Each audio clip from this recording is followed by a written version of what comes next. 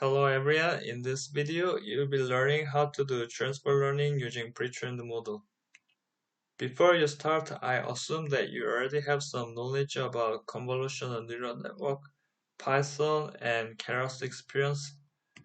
If you're first time to Python, then you can refer to the below video where you can learn about building a CNN model starting from the installation guide. I'll put a reference link to it in the description box below this video. So what is transfer learning?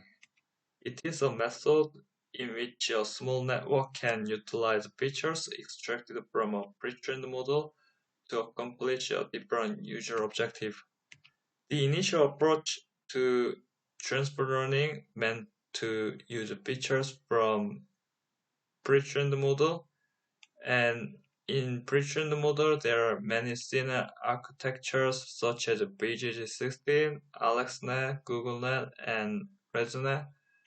However, a later published paper, which is distilling the knowledge in a neural network, introduced a new method for transfer learning, which is the teacher-student model.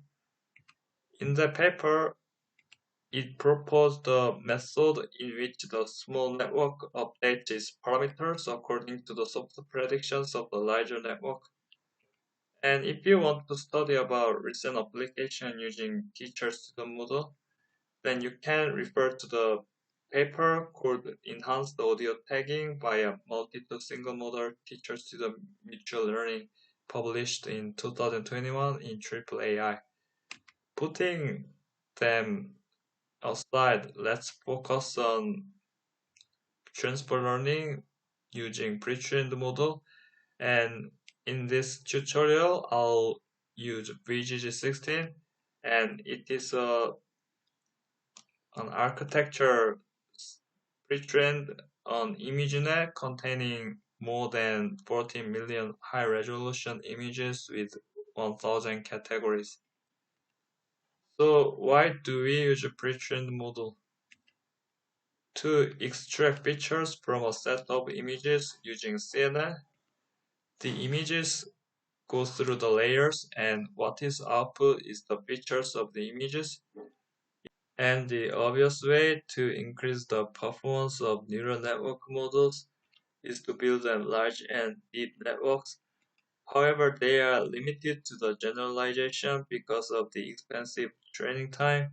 Adding a new label according to a different user objective will cause a prohibitive amount of retraining time. To address these problems, the extracted features from a large network can be fed to the small network, and the small network can show the similar performance without the long training time. And as a result, they can be generalized well to the user objective. Now let's see how we can create an enhanced model by feeding the features extracted from the large network to a small network. The large network that we'll be using is VGG16, a pre-trained model, and I have omitted the intermediate layers for the sake of the spaces. However, we can still look at the overall architecture of VGG16. The numbers on top of the blue box represents the number of filters, and the numbers on the bottom represents the shape of the hidden layer, and the input consists of 6 million training data with a shape 224 by 224, and it consists of 3 fully connected layers. And once it is trained, and it will output probabilities for each 1,000 categories. And let's suppose a user wants a model that does binary classification between dog and cat.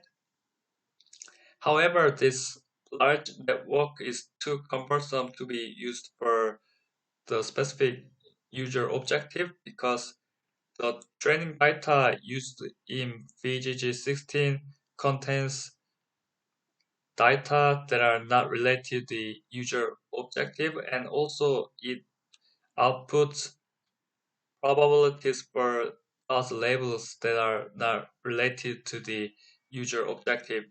So we are going to create a small model that can perform the similar accuracy with the features given from the large pre-trained model.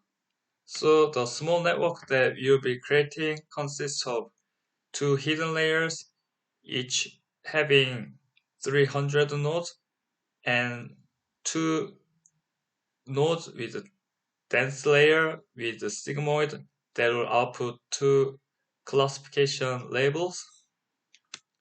And let's take the last layer excluding the fully connected layers, and we'll add it on top of this small network, and it becomes the enhanced model, and we'll train with input data that consists of only dog and cat data, which will be smaller than the original input data size that had been used to train the VGG60 model.